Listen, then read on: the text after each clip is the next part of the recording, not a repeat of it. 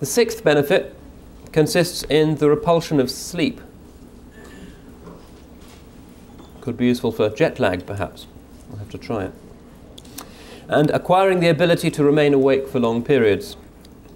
A man who eats his fill will drink abundantly, and whoever drinks abundantly will sleep abundantly also.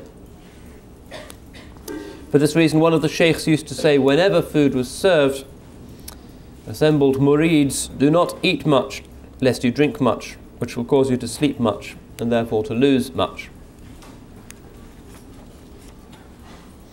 Sleeping abundantly is a waste of one's lifetime and causes one to miss the tahajjud prayer and results in a dull disposition and a hardness of heart.